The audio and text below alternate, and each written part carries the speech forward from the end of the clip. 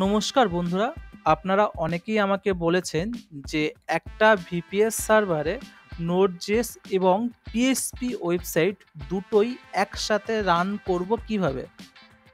তাহলে চলো আজকে শুরু করা যাক। কিভাবে ওয়ান প্যানেলের মধ্য দিয়ে নোড.জেএস এবং পিএইচপি ওয়েবসাইট দুটোই রান করা সম্ভব। প্রথমেই আমি ওয়ান প্যানেলের অফিসিয়ালি সাইটে ভিজিট করেছি। ওয়ান প্যানেলটি ইনস্টল করতে আমাদের সার্ভারে ডকার লাগবে। তাহলে চলো আমরা ডকার ইনস্টল করি। আমি ইতিমধ্যেই রুট লগইন করে ফেলেছি। এবার আমি আমার কমেন্টগুলো এখানে রান করব। আর হ্যাঁ, আপনারা যে টাইপের ওএস ইউজ করছো, যেমন আমি রকি লাইনাক্স ইউজ করছি, তোমরা কেউ যদি উবুন্টু অথবা রকি লাইনাক্স, আলমা লাইনাক্স যেটা ইউজ করছো সেই টাইপের ডকার কমেন্ট রান করবে। আর যারা রকি লাইনাক্স ইউজ করছো তারা আমার কমেন্ট ফলো করতে পারো। আর আপনারা যদি জানতে চান যে কী করে ডকার ইনস্টল করতে হবে, তাহলে কমেন্ট করুন, আমি এর জন্য একটা ভিডিও পোস্ট করব।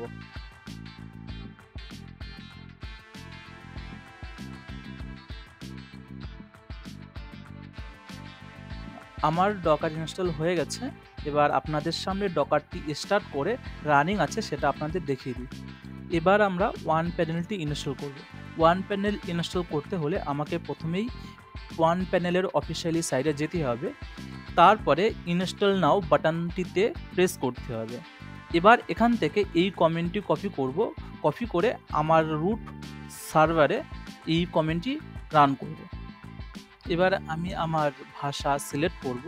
আমি যেহেতু ইংলিশটা সিলেক্ট করছি, তাহলে আমি প্রেস করব 1। এবার আমাদের পোর্ট বলছে, আমি ডিফল্ট পোর্ট ইউজ করব। আপনারা আপনার মতন করে চেঞ্জ করতে পারেন এবং আমি সব কিছুই ডিফল্ট থাকবে, তাই শুধু আমি এন্টার প্রেস করে যাচ্ছি। আপনারা আপনাদের মতন করে চেঞ্জ করে নেবেন যদি আপনাদের দরকার হয় তো। আর যদি না লাগে তাহলে ডিফল্ট ইউজ করুন, অসুবিধা নেই।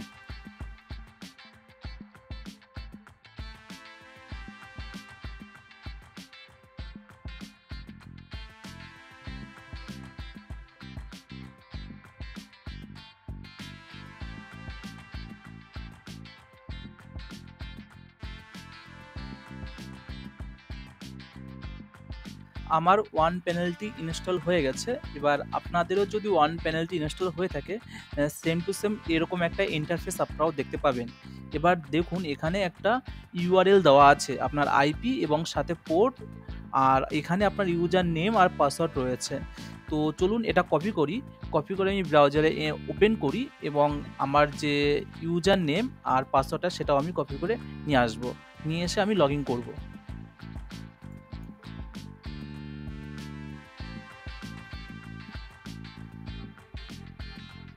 তো দেখতেই পাচ্ছেন আমার লগইন প্যানেলটি ওপেন হয়ে গেছে। এবার আমি আমার ইউজার নেমটি কপি করে নিয়ে আসব, যেটা হচ্ছে কি এটা হচ্ছে আমার ইউজার আইডি। আর এটা আমি এখানে পেস্ট করলাম। এবার আমি আবার আমার পাসওয়ার্ডটি কপি করে নিয়ে আসব। পাসওয়ার্ডটি কপি করে নিয়ে এসে আমি আবার পাসওয়ার্ডটি এখানে পেস্ট করব। পেস্ট করার পরে লগইন বাটনে ক্লিক করব। তো আপনারা দেখতেই পাচ্ছেন আমার প্যানেলটি ওপেন হয়ে গেছে।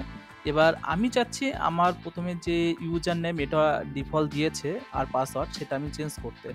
তো চেঞ্জ করার জন্য সেটিংয়ে যাব। সেটিংয়ের থেকে এই ইডিট কনফিগ বলে যে বাটনটা আছে সেখানে প্রেস করার পরে আমি আমার ইউজার নেম যেটা আমি রাখতে চাই সেই ইউজার নেমটি এখানে দেব। যেরকম আমি এখানে লিখেছি আমার ইউজার নেম হবে admin123 321। এবার আমি দেখব এটা দিয়ে লগ ইন হয় কি হয় না। আমি যেরকম আবার টাইপ করছি আমার নতুন ইউজার আইডি admin123 321। এবার আমি আর পাসওয়ার্ডটা আবার কপি করে নিয়ে আসলাম, কারণ আমার পাসওয়ার্ড আগে যেটা ছিল সেটাই রয়ে গেছে, আমি পাসওয়ার্ড চেঞ্জ করিনি যেহেতু। আমি লগ ইন করলাম, দেখলাম হ্যাঁ আমার নতুন আইডি থেকেই, মানে নতুন ইউজার নেম থেকেই লগ ইনটা হচ্ছে।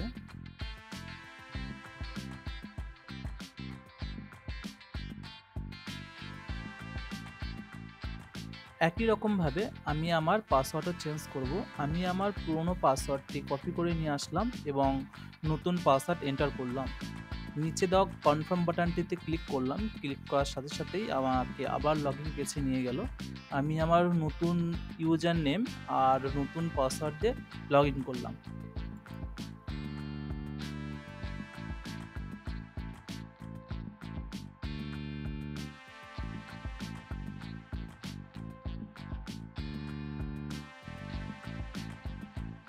আমি সেটিং থেকে ডার্ক মোডটা অন করলাম। সেটিং থেকে আপনারা অনেক কিছুই ম্যানেজ করতে পারবেন, যেমন এখানে ওয়ান প্যানেলটি লেখা ভালো লাগছে না, আপনি আপনার মতন করে নামটা লিখবেন, তাহলে এখান থেকে আপনি কনফিগ করতে পারেন।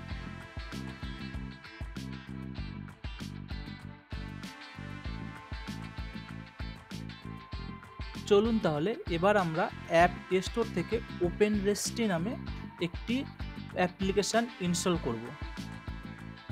ওপেনরেস্টি হলো একটি থার্ড পার্টি এনজিনিক্স মডুল।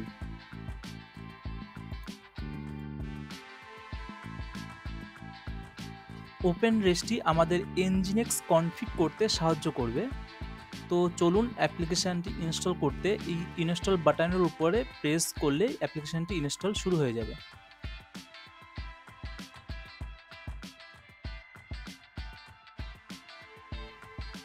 আমার ওপেনরেস্টি অ্যাপ্লিকেশানটি ইনস্টল হয়ে গেছে। এবার আমি আরও কিছু অ্যাপ্লিকেশান ইনস্টল করব, যেমন মঙ্গোডিবি এবং মাইএসকিউএল।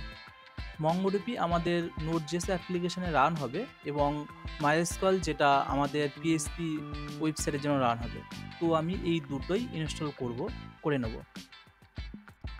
প্রথমেই আমি মঙ্গোডিবিটা ইনস্টল করব, তাই সার্চ করে মঙ্গোডিবিটা বের করলাম। এবার ইনস্টল বাটনের উপরে ক্লিক করলাম।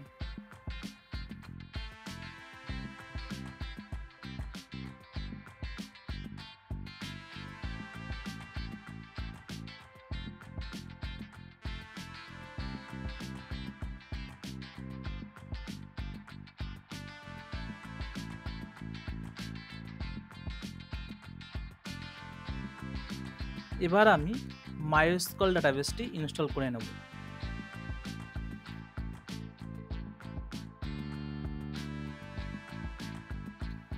আপনারা এবার দেখতেই পাচ্ছেন আমি ওপেনরেস্ট, মঙ্গোডিবি, মাইএসকিউএল তিনটে অ্যাপ্লিকেশান ইনস্টল করেছি।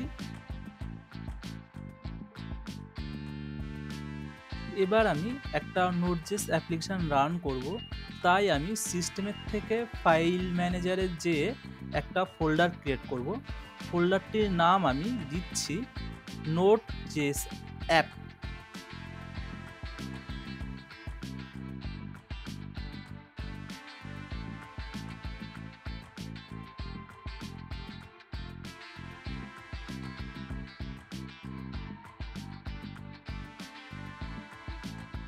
তো আমার ফোল্ডারটি ক্রিয়েট হয়ে গেছে। এবার আমি ফোল্ডারটি ওপেন করব। এবার আমার যে নোড.জেএস এর অ্যাপের যে কোডগুলো সেগুলো আমি একটা জিপ ফাইল করে রেখেছি অলরেডি। আমি সেই জিপ ফাইলটা এখান থেকে আপলোড করব ড্র্যাগ অ্যান্ড ড্রপ করে।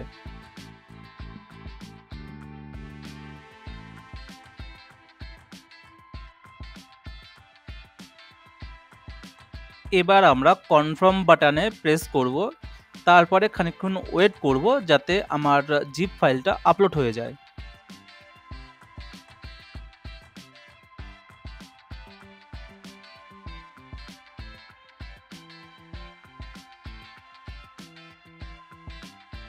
আমার জিপ ফাইলটি আপলোড হয়ে গেছে। এবার আমরা জিপ ফাইলটি এক্সট্রাক্ট করব। এক্সট্রাক্ট করার জন্য আমরা মাউসে ডবল ক্লিক করব। ডবল ক্লিক করার পরে এখান থেকে কনফার্ম করলেই আমার ফাইলটি এক্সট্রাক্ট হয়ে যাবে। আমার ফাইলটি এক্সট্রাক্ট হওয়ার পরে এরকম দেখাচ্ছে, আপনারা দেখতেই পাচ্ছেন। আর আপনাদের দেখিয়ে দিই, এটা কনফিগ ফাইল, যেটা আমার সব নোড.জেএস প্রজেক্টে একটা করে কনফিগ ফাইল থাকে। এটা আমার কনফিগ ফাইল। তো প্রথমে আমাকে কনফিগ ফাইলটাকে কনফিগ করতে হবে। আমার যে নোড.জেএস প্রজেক্টটি আছে সেটার জন্য আমি ডাটাবেস ব্যবহার করেছি মঙ্গোডিবি। এবার আমরা নোড.জেএস এর প্রজেক্টটির সাথে মঙ্গোডিবি কানেক্ট করব। মঙ্গোডিবি কানেক্ট করার জন্য আমি প্রথমেই মঙ্গোডিবি নামে এক অ্যাপ্লিকেশান ইনস্টল করেছিলাম। এখন সেই ইনস্টল অ্যাপ্লিকেশানটি ইউজ করব। অ্যাপ্লিকেশানটি ব্যবহার করার জন্য প্রথমেই আমাদের যেতে হবে অ্যাপ স্টোর, তারপরে ইনস্টল। এখানে আমার মঙ্গোডিবি অ্যাপ্লিকেশানটি রয়েছে এবং রানিং অবস্থায় রয়েছে। এর পাশেই একটা ফোল্ডারের আইকন রয়েছে, ওটা আমরা ওপেন করব। এবার আমি এখান থেকে .env ফাইলটি ওপেন করব এবং যে কনফিগ আছে সেটা আমি কপি করে একটা নোটপ্যাডে ওপেন করে রাখব। এবার আমরা নোড.জেএস ফোল্ডার যেটা বানিয়েছিলাম ওটা ওপেন করব। এবং .env ফাইলটি কনফিগ করব। আমার env ফাইলটির থেকে MongoDB URLটি চেঞ্জ করে নতুন MongoDB URL এন্টার করব। নতুন MongoDB URL হবে mongodb_username_password@container id অথবা localhost database port 27017 /database name authorized source admin user name, password, container ID এগুলো সব আপনি MongoDBর env ফাইল থেকে পেয়ে যাবেন, যেটা একটু আগে আমি কপি করে নোটপ্যাডে রেখেছিলাম। এবার আমি আমার Node.js অ্যাপ্লিকেশানটি রান করব। রান করার জন্য প্রথমেই যেতে হবে ওয়েবসাইট থেকে Node.js। এবার আমি আমার Node.js অ্যাপ্লিকেশানের একটা নাম রাখবো, যেমন আমি আমার অ্যাপ্লিকেশানের জন্য নাম দিয়েছি Node.js অ্যাপ। আপনি আপনার মতন করে আপনি একটা নাম দিতে পারেন। এবার আমি আমার Node.js ভার্সানটি সিলেক্ট করব। আপনি আপনার Node.js ভার্সানটি দেখে নেবেন আর সেই ভার্সানটি সিলেক্ট করবেন। এবার আমি আমার যে ফাইল ডাইরেক্টরি আছে, যেখানে আমি আমার অ্যাপ্লিকেশানটি রেখেছিলাম, আমার কোড ফাইলটি রেখেছিলাম, সেটা আমি এখানে দেখিয়ে দেবো যে এটা আমার ডাইরেক্টরি। এবার আমি আমার অ্যাপ্লিকেশানটি কীভাবে রান হবে সেটা দেখিয়ে দেবো। যেমন আমি আমার প্রোগ্রাম ফাইলটি রান করি npm diff লিখে, আপনি আপনার মতন করে যেভাবে রান করেন সেটা সিলেক্ট করবেন। এবার আমি আমার অ্যাপ্লিকেশানে ব্যবহার হয়েছে 3000 পোর্ট, তাই আমি 3000 পোর্টটি লিখব। আপনি আপনার অ্যাপ্লিকেশানে যে পোর্ট ব্যবহার হয়েছে সেটাই লিখবেন। এবার আপনি আপনার প্যাকেজ ম্যানেজারটি সিলেক্ট করুন, যেমন আমি ব্যবহার করেছি npm। আপনাদের যদি কিছু অন্য থাকে তাহলে আপনি ওটা সিলেক্ট করবেন। এবার আমি আমার অ্যাপ্লিকেশানটি ডিপ্লয় করলাম। দেখতেই পাচ্ছেন আমার অ্যাপ্লিকেশানটি রান হয়েছে আমার IP is to 3000 পোর্টে। এবার আমি এই অ্যাপ্লিকেশানটি ডমিংয়ের সাথে কানেক্ট করব। আমার কাছে GPL ড্রপ নামে একটি ডমিং আছে। আবার আমি ওয়েবসাইট থেকে ক্রিয়েট করলাম। এরপর রান টাইম থেকে Node.js সিলেক্ট করব আর রান টাইমে আমার অ্যাপ্লিকেশান নেমটি চলে আসবে। আর যদি কারো না আসে তাহলে ড্রপ ডাউন করে আপনার প্রজেক্টটি সিলেক্ট করে নেবেন। এবার প্রাইমারি ডমিংয়ে আমি আমার ডমিংটি বসিয়ে দিলাম, আপনি আপনার ডমিংটি বসিয়ে দেবেন। এবার কনফার্ম করুন আর স্ট্যাটাস দেখবেন রানিং রয়েছে। এবার আমি আমার ডমিং নেমটি ওপেন করলাম, আপনি আপনার ডমিং নেমটি ওপেন করবেন। দেখতে পাবেন আপনার Node.js প্রজেক্টটি আপনার ডমিং নেমে রান হয়ে গেছে। এবার আপনার ডমিংটি ওপেন করলে দেখতে পাবেন আপনার ডমিংটি চলছে, কিন্তু আপনার সার্ভার IP আর আপনার যে পোর্ট সেখানেও দেখবেন আপনার ওয়েবসাইটটি রানিং রয়েছে। আপনার ডমিংয়ে এবং আপনার সার্ভারে উভয় জায়গায় ওয়েবসাইটটি চলছে, কিন্তু আপনি চাচ্ছেন আপনার ডমিংয়ে চলবে কি আর সার্ভার IPতে চলবে না, যেমনটা আপনারা আমার ভিডিওতে দেখতে পাচ্ছেন।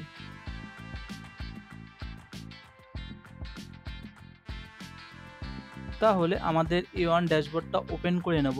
এবার ওয়েবসাইট থেকে রান টাইম, তারপর Node.js থেকে এডিট করে নিতে হবে। Node.js এডিট করে এক্সটার্নাল অ্যাক্সেস অফ করে দিতে হবে।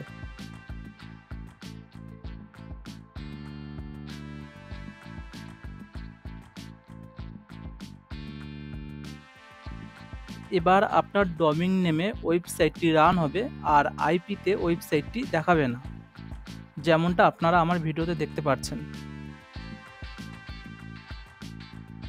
তাহলে A1 প্যানেলে একটা Node.js অ্যাপ্লিকেশান এভাবেই আমরা হোস্ট করতে পারবো।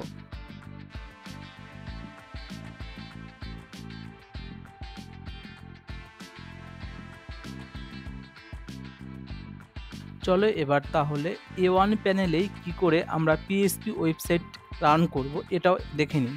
প্রথমে আমি আমার ওয়েবসাইটটি ডিলিট করব। আমি সেম একই ডমিং ইউজ করতে যাচ্ছি PHP স্ক্রিপ্টের জন্য, তাই আমার প্রথমেই ওয়েবসাইটটি ডিলিট করতে হবে।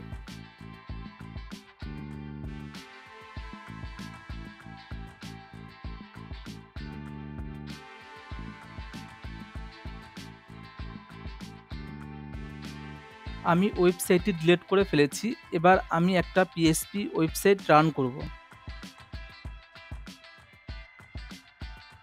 PHP ওয়েবসাইট রান করার জন্য প্রথমে যেতে হবে অ্যাপ স্টোরে। এখান থেকে আমি ওয়ার্ডপ্রেসটি ইনস্টল করে নেব।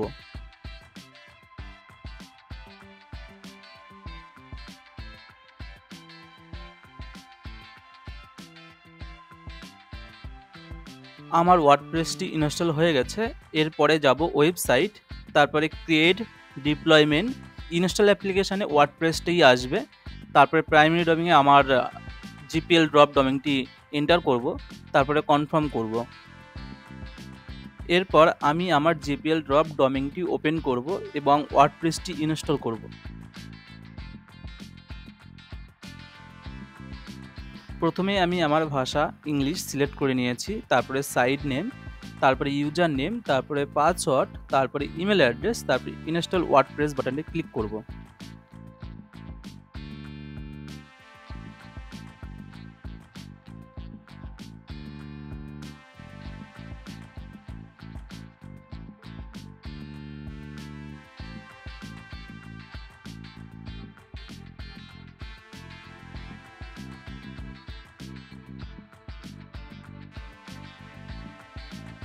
এবার আমি আমার ওয়ার্ডপ্রেসটি লগ ইন করবো। আমি যে ইউজার নেম আর পাসওয়ার্ড দিয়েছিলাম সেটা দিয়েই আমি আমার ওয়ার্ডপ্রেসটি লগ ইন করবো। দেখতেই পাচ্ছেন আমার ওয়ার্ডপ্রেসটি লগ ইন হয়ে গেছে। এবার এটা হচ্ছে ওয়ার্ডপ্রেসের ড্যাশবোর্ড। এখান থেকে আপনারা ওয়ার্ডপ্রেসের সমস্ত কাজ করতে পারবেন। এবার আপনি চাচ্ছেন যে আপনার কাছে একটি কাস্টম পিএইচপি স্ক্রিপ্ট আছে। এবার সেই স্ক্রিপ্টটা আপনি রান করতে চাচ্ছেন এবং সেটা কিভাবে আপনি রান করবেন সেটাও চলো দেখে নিই। প্রথমেই আমি আমার ওয়েবসাইটটি ডিলিট করব, কারণ আমার কাছে এটাই ডোমেইন আছে। আপনাদের কাছে যদি কোনো এক্সট্রা ডোমেইন থাকে তাহলে রিমুভ করার কোনো দরকার নেই, আর চাইলে আপনি রিমুভও করতে পারেন। আমার ডোমেইনটি রিমুভ করার সাথে সাথে আমার যে অ্যাপ্লিকেশান ছিল যেটা একটু আগে ইনস্টল করেছিলাম সেটাও রিমুভ হয়ে গেছে। একটা কাস্টম পিএইচপি ওয়েবসাইট রান করার জন্য প্রথমেই যেতে হবে আমাদের ওয়েবসাইট, তারপরে রান টাইম, এরপর পিএইচপি, তারপর ক্রিয়েট রান টাইপ, তারপরে নেমে আপনার অ্যাপ্লিকেশানের যে কোনো একটা নাম দেবেন। তারপর আপনার অ্যাপ্লিকেশানের যে পিএইচপি ভার্সান দরকার হয় সেই ভার্সানটি সিলেক্ট করবেন। যেরকম আমার পিএইচপি 8 দরকার, তাই পিএইচপি 8 রয়েছে। পিএইচপি 8 এর কোন ভার্সানটি দরকার সেটাও আপনি দেবেন। এরপর এক্সটেনশন টেমপ্লেট, আপনারা চাইলে এক্সটেনশন টেমপ্লেট ক্রিয়েট করতে পারেন, না হলে অলরেডি যে টেমপ্লেট আছে সেগুলো ইউজ করতে পারেন। যদি আপনাদের মনে হয় যে কিভাবে কাস্টম টেমপ্লেট তৈরি করবেন তাহলে আমাকে কমেন্ট করুন, আমি ভিডিও দেব এর জন্য। আর আপনাদের যদি কোনো এক্সটেনশন দরকার হয় তাহলে নিচে দেওয়া ভিউ এক্সটেনশন লিস্ট, এখান থেকে আপনারা বিভিন্ন টাইপের এক্সটেনশন দেখতে পারবেন এবং ডিফল্ট করে সেখানে এক্সটেনশন নামটা লিখলে এক্সটেনশনটা রান হয়ে যাবে। এরপর কনফার্ম বাটনে প্রেস করুন, তারপর আপনারা স্ট্যাটাস দেখতে পারবেন নরমাল। এই যে পিএইচপি ভার্সানটা বানালাম, এবার আমরা এই পিএইচপি ভার্সানটা ইউজ করে একটা পিএইচপি ওয়েবসাইট রান করব। রান করার জন্য প্রথমেই যেতে হবে ওয়েবসাইট, তারপর ক্রিয়েট, তারপর রান টাইম, তারপর টাইপের থেকে পিএইচপি সিলেক্ট করব। আর রান টাইমে আমাদের যে একটু আগে পিএইচপি যেটা বানালাম সেটা এখানে চলে আসবে, সেই অ্যাপ নেমটা এখানে চলে আসবে। তারপর প্রাইমারি ডোমেইনে আমার ডোমেইন নেমটা দেবো, তারপর কনফার্ম করব। এবার আমি আমার ডোমেইনটি ওপেন করব এবং দেখব যে পিএইচপি ভার্সানটি ঠিকঠাক কাজ করছে। এবার আমরা ওয়েবসাইট থেকে ডাইরেক্টরি অথবা ফোল্ডারটি ওপেন করব। ফোল্ডার থেকে index.php আর 440.html এই ফাইল দুটি ডিলিট করে দেবো। এবার যদি কারো কাছে কাস্টম পিএইচপি স্ক্রিপ্ট থাকে তাহলে এই ফোল্ডারে আপলোড করুন। আমার কাছে কোনো কাস্টম পিএইচপি স্ক্রিপ্ট নেই, তাই আমি ওয়ার্ডপ্রেসটি কাস্টমভাবে ইনস্টল করে দেখাবো।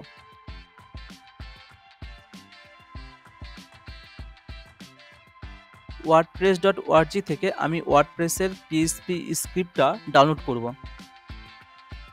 আমার ওয়ার্ডপ্রেস স্ক্রিপ্টটি ডাউনলোড হয়ে গেছে। এবার আমি সেই ওয়ার্ডপ্রেস স্ক্রিপ্টটি আমার ফোল্ডারে আপলোড করব।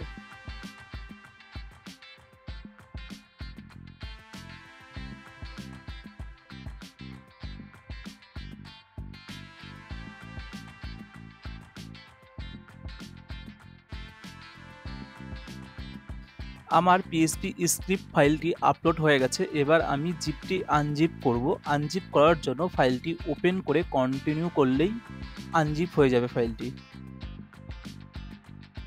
ওয়ার্ডপ্রেস ফোল্ডারটির মধ্য থেকে পিএইচপি স্ক্রিপ্ট কোড ফাইলগুলো মুভ করে বাইরে নিয়ে আসলাম।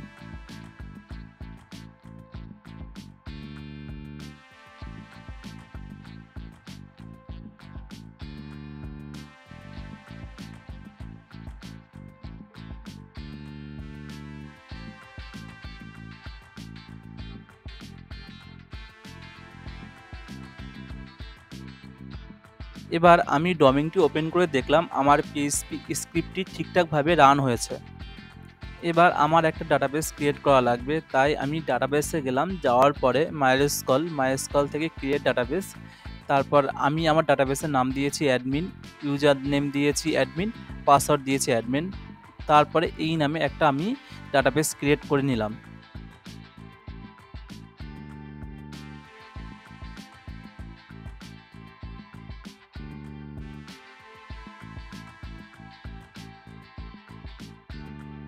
এবার আমি আমার ওয়েবসাইটটি ওপেন করলাম। ওপেন করার পরে ডাটাবেস নেম দিলাম অ্যাডমিন, ইউজার নেম দিলাম অ্যাডমিন, পাসওয়ার্ড দিলাম অ্যাডমিন।